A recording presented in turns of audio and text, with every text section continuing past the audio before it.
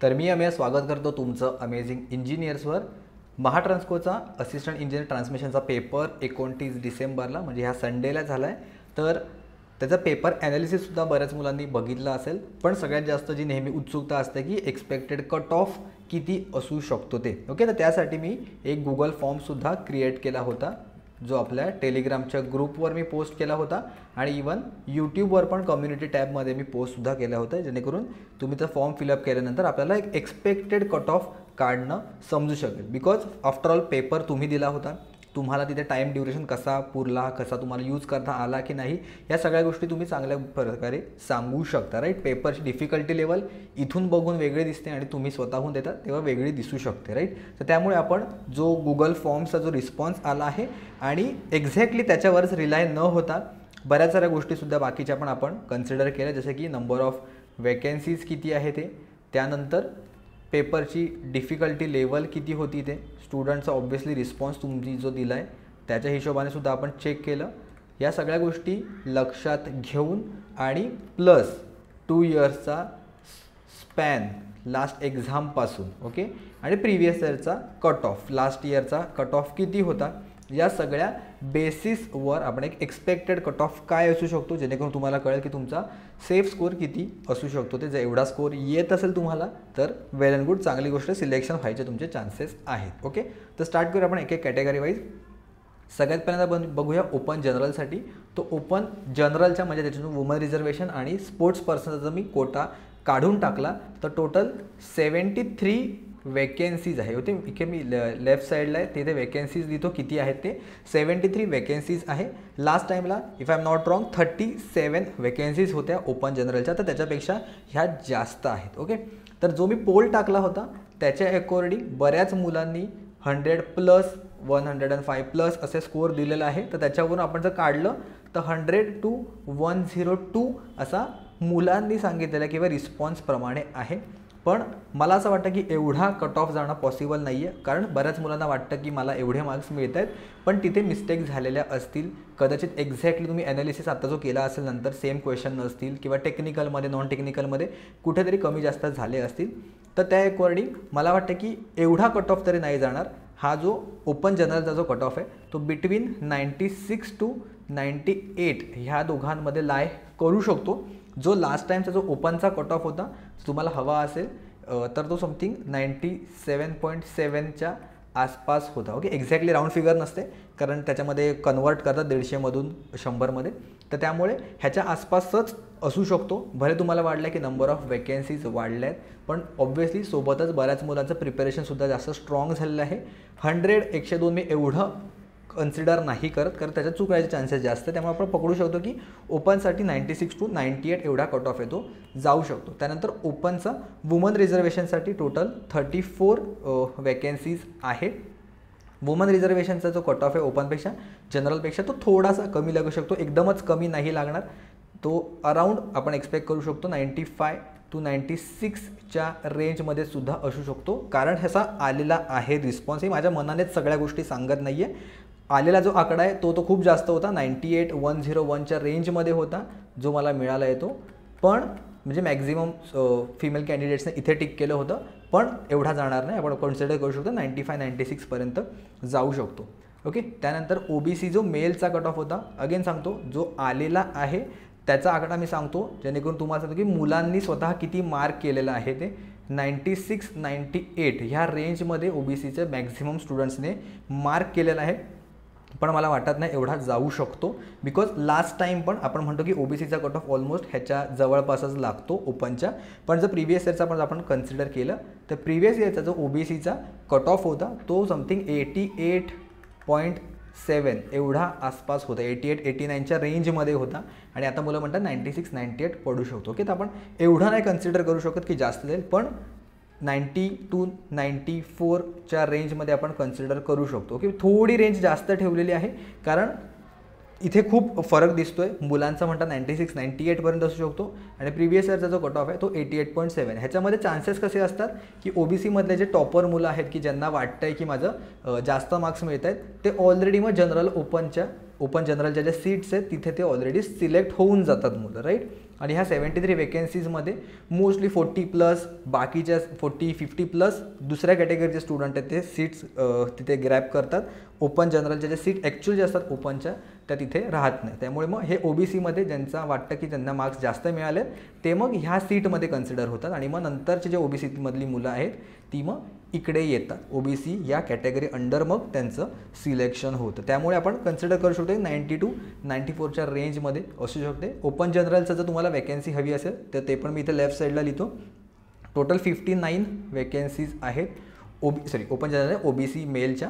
त्यानंतर OBC woman रिझर्वेशनच्या total 27 seats आहेत. त्याच्यामध्ये पण स्टुडंटचा जो फीडबॅक आहे तो अराउंड 94 to 97च्या रेंजमध्ये होता मुलांनी दिलेला, पण एवढा जाईल असं मला वाटत नाही. तो अराउंड आपण सेम 92 to 92पर्यंत 90 ते 92 ह्या रेंजमध्ये असू शकतो. ओके. नेक्स्ट आहे SC मेल. जसे आपण हायेस्ट नंबर ऑफ वेकेन्सीज त्यावाईज आपण एक एक करत सिलेक्ट करत जाऊया. SC मेलच्या टोटल 32 वेकेन्सीज आहे. ओके. टोटल 32 वेकेन्सीज आहे आणि हा जो मी आकडा सांगतोय तो ऑब्व्हियसली आउट ऑफ 150 सांगतोय. ओके. आउट ऑफ 150चा हा आकडा आहे तो सांगतो. त्यानंतर SC मेलच्या 32 वेकेन्सीज आहेत. ह्याचा टेंटेटिव्ह 86 to 88च्या रेंजमध्ये कट ऑफ लागू शकतो. सिमिलर मुलांनी सुद्धा रिस्पॉन्ड केलेला आहे आणि मला पण वाटतं की ह्याच रेंजमध्ये असू शकतो. जर तुम्हाला 2022चा कट ऑफ हवा असेल तर तो समथिंग 87.25च्या रेंजमध्ये होता. त्यामुळे सिमिलरली आत्ता पण असाच असू शकतो आणि मुलांनी सुद्धा सेम रिस्पॉन्ड ह्याच्यामध्ये केलेला आहे. फक्त ओपन आणि OBCमध्ये थोडा जास्त डिफरन्स येत होता त्यामुळे मी ते वेगवेगळे आकडे दिले, पण SC मेलचा ऑलमोस्ट सेमच येऊ शकतो जसा मुलांनी सांगितलं आहे तसा. वुमन रिझर्वेशनचा ह्याच्यापेक्षा थोडासा कमी येऊ शकतो.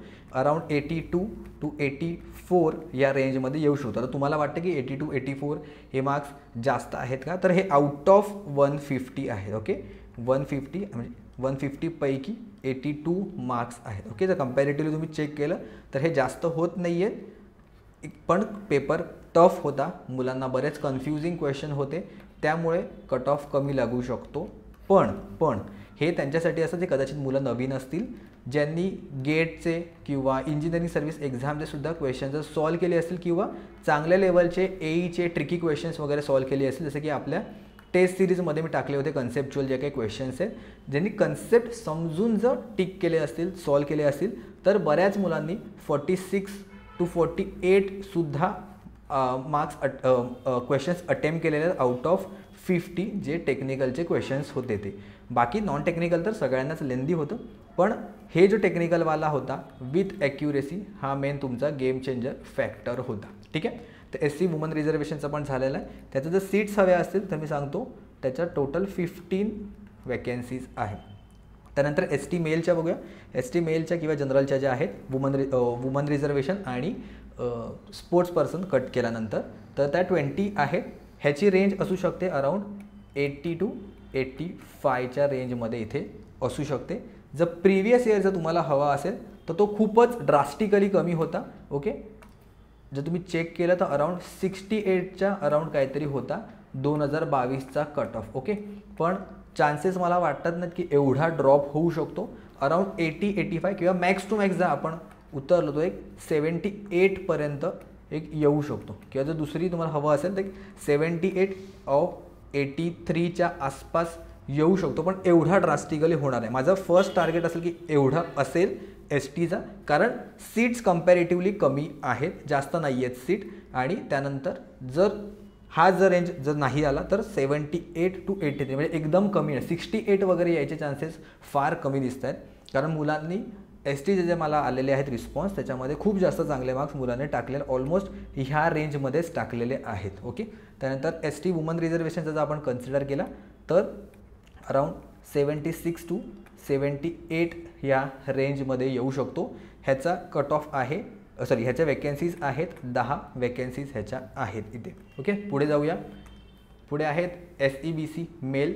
SEBCचा किती असू शकतो तर SEBC आणि EWS ह्याच्यामध्ये बायफर्केशन झालं होतं, राईट. जे काय टोटल एकत्र वेकेन्सी होत्या त्या सेपरेट झालेल्या आहेत. त्याच्यामुळे कन्सिडर करू शकतो आपण SEBCचा जो मेलचा कट ऑफ येईल तो अराउंड 90 to 94च्या रेंजमध्ये येईल. आणि सिमिलरली जर आपण EWS मेलचा चेक केला तर तो पण टेंटेटिव्हली सेमच येईल, 90 to 95, किंवा जर तुम्ही सेम रेंज जरी पकडली तरी ह्या दोघांमध्ये जास्त फरक येणार नाही, कारण सेमच मुलं ते दोन्हीमध्ये 50-50% डिवाइड झालेली आहेत.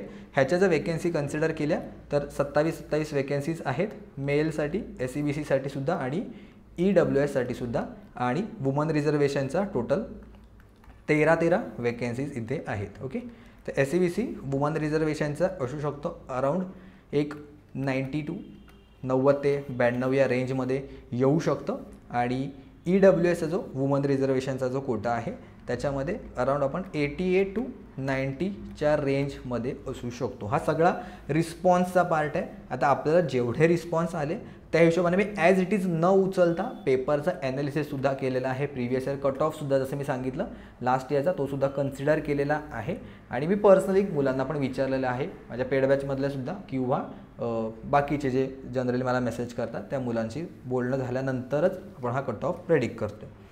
VJAच्या टोटल 8 वेकन्सीज आहेत. आता इथे कट ऑफ खूप जास्त वाढतो कारण नंबर ऑफ वेकन्सीज इथे फार कमी होतात. ओके, तर VJAच्या टोटल मला वाटू शकतं की 86 to 88 आहे, आणि मुलांनीसुद्धा ह्याच रेंजमध्ये दिलेला आहे.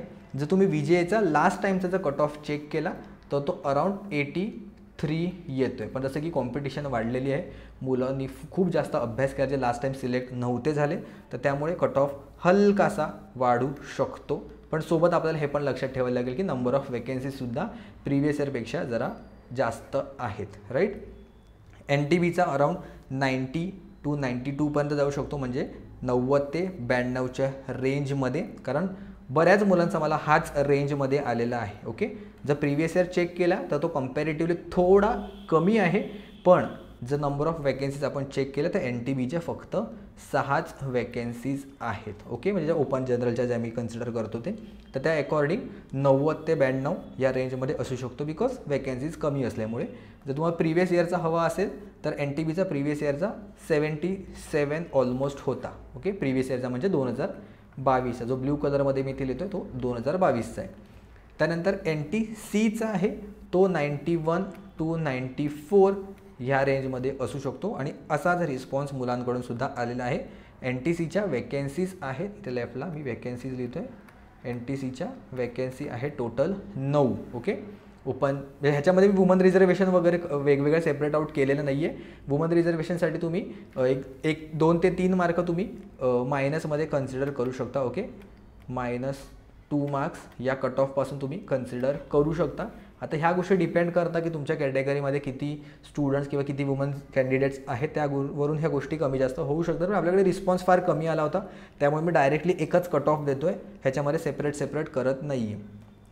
NTDच्या फक्त 5च वेकन्सीज आहेत, त्याचा कट ऑफ ॲप्रॉक्सिमेटली जाऊ शकतो 88 to 91 या रेंजमध्ये. जर तुम्हाला NTCचा लास्ट टाईमचा जो कट ऑफ हवा असेल तो आहे 91.7च्या रेंजमध्ये, आणि NTDचा जो कट ऑफ आहे तो पण अराउंड 91च्या रेंजमध्ये, बिकॉज नंबर ऑफ वेकन्सीज कमी असल्यामुळे इथे थोडा कट ऑफ आहे तो हायर साईडला जातो बाकीच्या कॅटेगरीपेक्षा.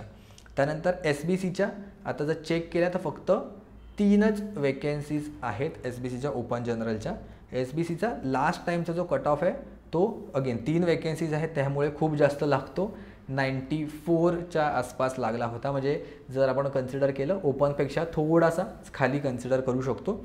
पण इथे ह्या वेळेला आपण जर कन्सिडर केलं, मला रिस्पॉन्सेस कमी आले होते, त्यामुळे मी एक्झॅक्टली जास्त सांगू नाही शकत, पण 92 to 94 ह्या रेंजच्या आसपासच तुम्हाला दिसू शकतो कट ऑफ जो आहे तो. राईट, त्यानंतर PWD म्हणजे पर्सन विथ बेंचमार्क डिसेबिलिटीचं, तर मला टोटल रिस्पॉन्स जे आले होते ना, मला फक्त 5च रिस्पॉन्स आले होते. ओके, आणि प्रिव्हियस इयरचा पण 2022चा माझ्याकडे एक्झॅक्ट डेटा ॲक्च्युली नाही आहे, पण जे मला कट ऑफ आले ते 75 to 80 ह्या रेंजमध्ये एक होता, दुसरा 75 to 80 या रेंजमध्ये होता, आणि बाकीचे जे 3 रिस्पॉन्सेस होते ते लेस दॅन 75 होते. ओके, लेस दॅन 75. आता माझ्याकडे फक्त 5च स्टुडंटचा डेटा असल्यामुळे मला एक्झॅक्ट सांगता नाही, पण तुम्हाला एवढं तरी लक्षात येतं की 75 to 80 म्हणजे 80पेक्षा जास्त कट ऑफ जाण्याचे चान्सेस कमी आहेत, जे आहे ते त्याच्यापेक्षा कमीच असतील. हे आउट ऑफ मी 150 सांगतोय, म्हणजे 50%पेक्षा सुद्धा कमी मार्क्स ह्याच्यामध्ये असू शकतात. तर सेपरेट कॅटेगरी वाईज मला आलेले मेसेज पण मला सांगणं पॉसिबल नाही आहे, बिकॉज अगेन हे डिपेंड करतं की किती मुलं अपेअर होती आणि नंबर ऑफ कॅन्डिडेट्स कमी असल्यामुळे आपण एक जनरलाइज वेमध्ये त्याला कॅटेगराईज करू शकत नाही. पण जो काही डेटा आला तो मी तुमच्यासमोर इथे सांगितला आहे. ठीक आहे. जर तुम्हाला कट ऑफ जर वेगळा वाटत असेल किंवा प्रिव्हियस इयरपेक्षा जर वेगळा वाटत असेल, त्याची कारणं आहेत ऑब्व्हियसली. जसं मी सांगितलं की वॅकेन्सीज चेंज झालेली आहेत, मुलांचं प्रिपरेशनसुद्धा चेंज झालेलं आहे, म्हणजे वाढलेलं आहे, मुलांनी खूप जास्त तयारी केली आहे. त्यानंतर डिफिकल्टी लेवल जी आहे तीसुद्धा प्रिव्हियस पेपरपेक्षा थोडी वेगळी होती, ट्रिकी होती, त्यामुळे सगळ्या गोष्टी चेंजेस झालेल्या आहेत. ठीक आहे. तुमचं काय एक वेगळं मत असेल मला कमेंट्समध्ये नक्की सांगा. आणि जर 2024चा जो आपला 29 डिसेंबरला पेपर झाला होता त्याचा जर पेपर ॲनालिसिससुद्धा हवा असेल, ऑब्व्हियसली तुम्ही बघितलं असेल दुसऱ्या चॅनलवर, पण आपल्याकडून जर तुम्हाला हवा असेल तर ते सुद्धा मला कमेंट्समध्ये नक्की सांगा. ठीक आहे. तर आजच्या व्हिडिओमध्ये एवढंच. भेटूया आपण पुढच्या व्हिडिओमध्ये कोणत्या नवीन टॉपिकसोबत.